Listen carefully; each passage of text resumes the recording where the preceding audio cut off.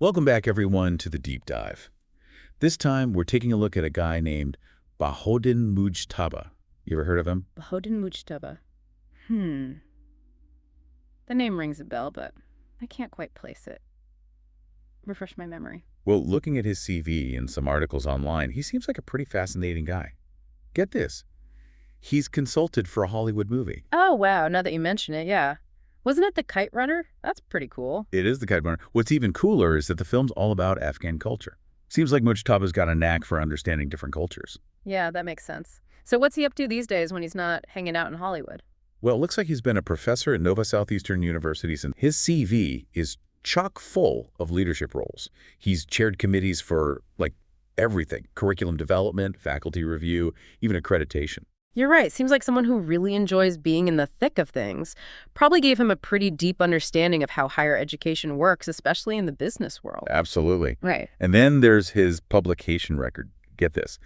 Over 470 publications. Whoa, are you serious? 470? That's insane. What kind of publications are we talking about? We're talking books, book reviews, journal articles, conference presentations, the whole shebang.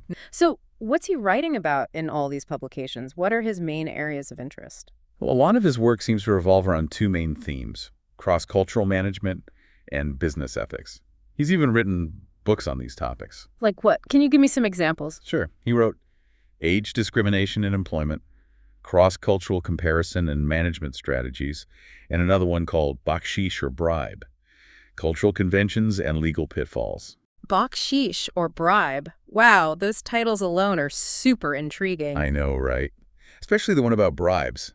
Makes you think about how tricky things can get when you're dealing with different cultural norms in business. Absolutely. You can't just assume everyone plays by the same rules. So is he just a theorist? Or does he have any real-world experience to back up all this research? Oh, he definitely walks the walk. He also consults for all sorts of national and international firms through his company, ILEAD Academy, LLC. Ah, so he's putting all this knowledge into practice. It's got to be a pretty powerful combination, the academic perspective and the hands-on experience. Definitely. Okay, let's delve into some of these cross-cultural publications. I'm curious to see what kind of research he's put out there. Yeah, me too. Let's see what we can uncover. So we've talked about Mujtaba's work on leadership, communication, ethics, all in this global context. But there's one area he really seems to dig into, and that's age discrimination. Oh, yeah, absolutely. That definitely jumped out at me, too, while we were looking through his work. It's such a big issue, right? Especially now, with so many people working longer. Yeah, and what I found interesting is that he doesn't just focus on the U.S., how age discrimination plays out here.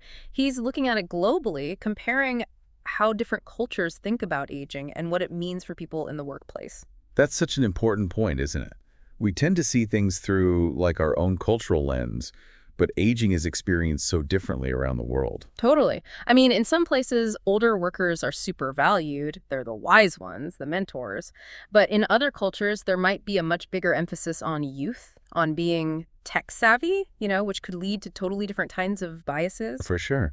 So how does Mujtaba approach this? What kind of stuff has he found in his research? Well, there's this one article that kind of sums it up: age discrimination and means of avoiding it in the workplace. Okay, so the title's pretty straightforward. What were some of the key takeaways? Well, he starts by talking about the legal stuff. In the U.S., we have the Age Discrimination in Employment Act, the ADEA, which protects workers over 40. But then he goes beyond just the laws. Right, because laws don't always change how people actually behave. What else does he suggest? He's big on companies having policies that promote age diversity and inclusion. So things like offering flexible work arrangements, having training to help bridge those generational gaps, maybe even mentorship programs where older and younger workers can learn from each other. Yeah, that makes a lot of sense. Create an environment where everyone feels valued, regardless of age. Exactly. And he also talks about unconscious bias, that we all have these preconceived notions about age, and those can influence decisions without us even realizing it. Yeah, totally. Like that saying, we don't see the world as it is, we see it as we are. Our own biases really can shape how we see things. Absolutely. He also points out the economic side of things.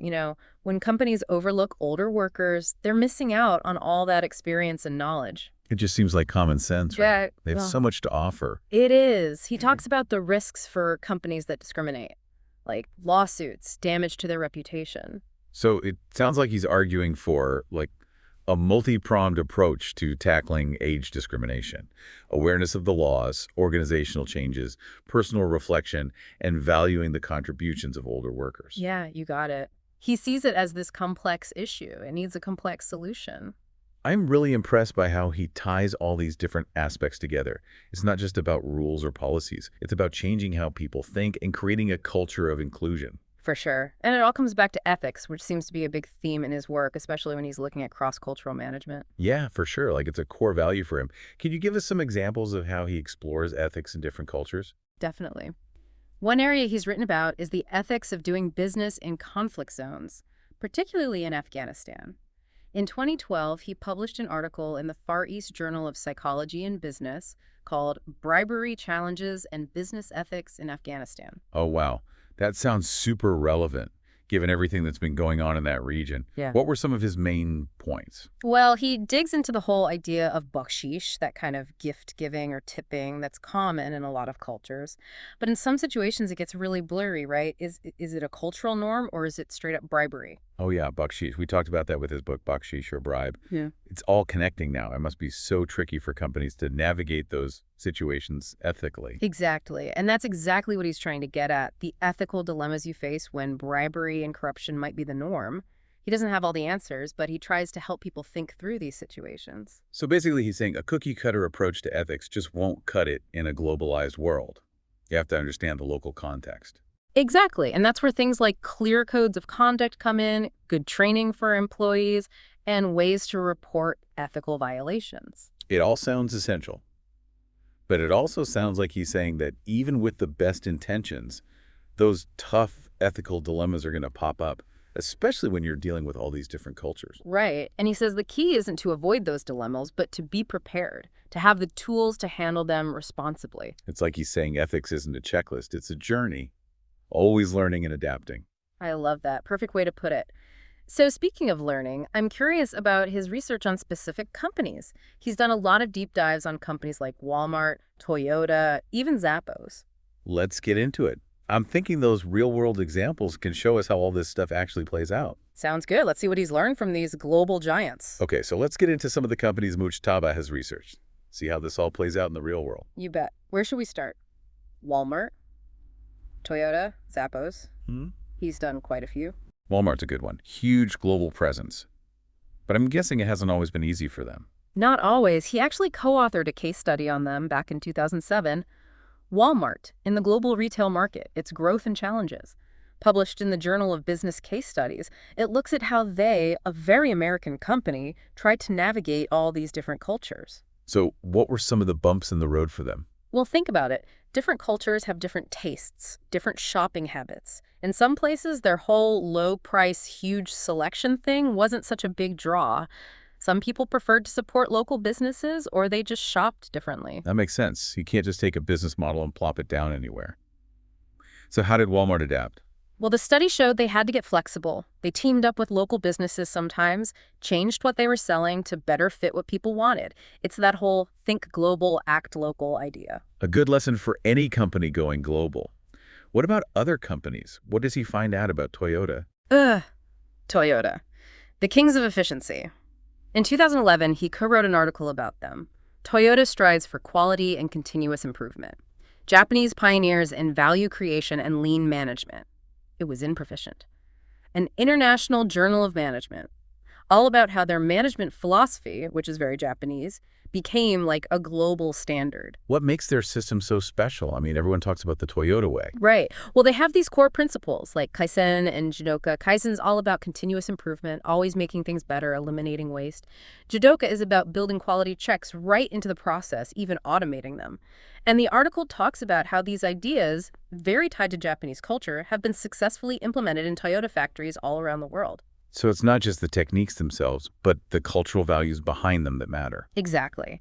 It argues that Toyota's success is really built on this culture of respect, teamwork, striving for excellence. Makes you wonder, though, could another company just copy Toyota and get the same results? Or is there something special about the cultural context that makes it work? That's the million-dollar question, right?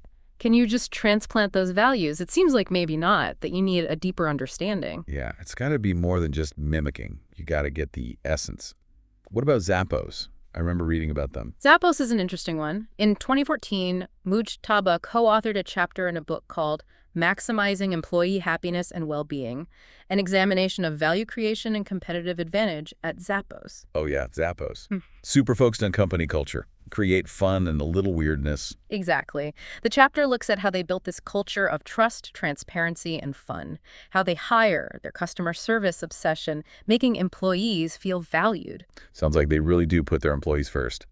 But, I mean, does it really make a difference? Does it translate into business success? That's what the chapter examines. They look at things like productivity, customer loyalty, innovation, and it seems like, yeah, prioritizing employee happiness does pay off. It's not just a nice idea, it's a good business strategy.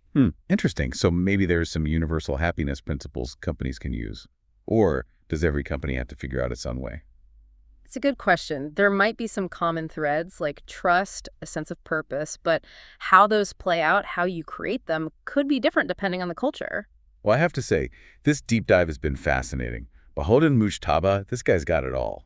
He's a prolific writer, deep thinker, and he really gets how culture, ethics, and business all fit together. Totally. He doesn't just sit back and theorize either. He's out there tackling real-world problems, trying to make a difference. And what I really admire is how he connects everything. Culture, ethics, business, leadership. It's all part of a bigger picture for him. He really is a thought leader, and he doesn't pretend to have all the answers. He just wants to get people thinking, get them engaged. Makes you wonder, what other insights are hidden in all his work?